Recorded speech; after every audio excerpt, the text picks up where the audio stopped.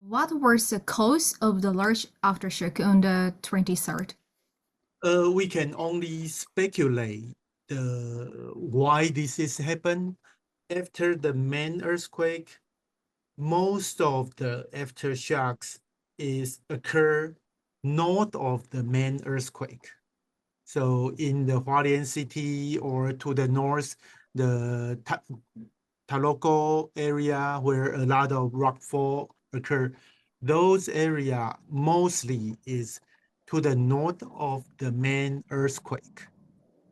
To the south, even on where the main shock located, there were relatively few aftershocks. For example, if you look at the total distribution of aftershock on April 21st, then you will see most earthquake is in Hualien City and Taloco area. But after April 22nd and 23rd, the swarm occurred. I think there are 200 or so large or small earthquake that we can detect it. At first, it started to break the northern part compared to the main shock, but the southern part is waiting to break. And then suddenly, April 22nd and 23rd, it just keep breaking. I see. So to take balance? Kind of, yeah, it's not balanced, like you said. And now it break the southern part.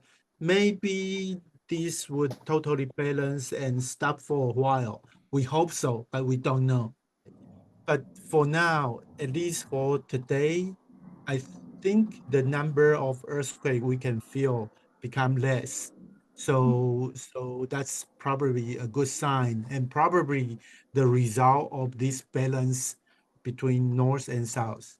How long do you think the aftershock will continue? In Taiwan, the closest comparison is the 1999 Chichi earthquake. Then it also has like long aftershock periods, but the most significant one start at about 1 month and later becomes smaller and smaller. So we can expect a 1 month time slot for aftershock. If we consider from April 3rd, then maybe early May would be somewhere, we hope it will come down to a less serious situation. But if we look at April 22nd and 23rd as an isolated event, then we need to kind of postpone this 1 month period. So it means May 22nd or 23rd. The bad thing is this earthquake swarm is not very strong and is actually south of Hualien City. But there are two more buildings that's kind of tumbled. And those were already, we call yellow label. It's already a dangerous building. People need to evacuate, but it's still intact. At first, I guess they will not really take it down, not like break it down and take it down. But this earthquake, it just damaged that and it become tumble. The one was already also the so-called red labeled. So it's dangerous. You cannot go back in. And so they are taking it down. And two of the building I talked about was so-called yellow label. It's not that dangerous, but still, this time they just make it tumble. So this time it's 6.3, 6.1, but still it shakes a long time, and a lot of strong shake actually tumble the buildings. I heard that you went to do field work in Hualien City on yesterday. So what was the situation like in the city? The Again, this time the major main shock, as you know, there were no surface rupture, no break in the road, and no no break in the bridge. And again, this aftershock swarm also didn't cause any road breaking, no surface rupture. So we have a lot of shaking, and some of the building in Hualien City is tumbled, but there are no crazy surface rupture that tear through the surface. So what I did is actually I went out for 2 days. The first day I went to see if there is any kind of surface rupture, but I didn't find any. That's within the so-called longitudinal valley. That's between our coastal range and our central range. So I didn't find anything there. And the day you email me, I was on the coastline. The coastline was reported to have a lot of landslide. So I went there and I saw a lot of landslide, but still there are no fault rupturing the surface.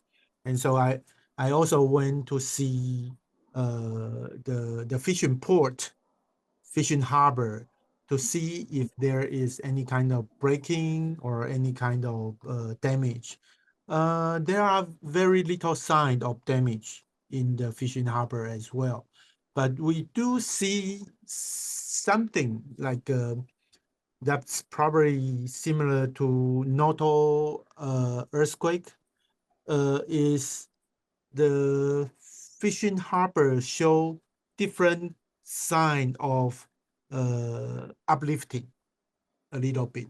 So the water is being lower, maybe 10, 20, 30 centimeter. It's not like in the Noto area, probably 1 meter or 2 meter. Some of the fishing pole become dry. But here we see some sign, maybe 10 centimeter, 20 centimeter of uplift on the fishing pole along the coast. Yeah. Do you think further building collapses are possible in the aftershocks that may occur in the future? I think the older building really need to do at least some reinforcement. I think the building that's built before we change this building code is actually a little bit dangerous, especially the tall building. We from 2018 and 2022 in southern part of Hualien, and this earthquake, we don't see a lot of even old building like a 2 floor or 3 floor. We didn't see damage of this kind of building, or just very little. We very often see 6 floor, 7 floor, 8 floor building that's damaged and tumbled. So I guess all building, especially a little taller building, really need to worry about that. But I don't know if, because we don't know when another set of earthquakes are coming. So we don't know whether this would further damage the building in a very short time. But those taller buildings are really dangerous if they are built before 1999, when after that we changed the building code. The government notice and know how many buildings are built before 1999 in Hualien City. They already convey the message to the resident of these buildings. The government already reinforced the public building, but the government has no right to tell the private resident what you have to do unless it is totally damaged and become very, very dangerous to the resident and to the neighborhood. Otherwise, the government cannot go and take people's property away and say, no, this is too dangerous. I think the government try to put out some incentive. If it's an old building and all the neighbor agree, we want to take it down and rebuild, the government have some kind of tax incentive, or maybe some kind of loan incentive. But that's still the resident need to take money out. So this is a very tough situation. They used to joke, if you are a citizen of Hualien, you don't feel any earthquake until it's magnitude 5 or magnitude 5.5. So earthquake is part of our life. As a geologist, have you noticed anything about a Hurricane earthquake and these aftershocks? I guess I talked to you about this last time. Is the main shock is something we did not think of it as it would harm the Hualien city. So we know there were historical earthquakes that would hit Hualien city and cause a lot of damage. That's mainly the Milun fault.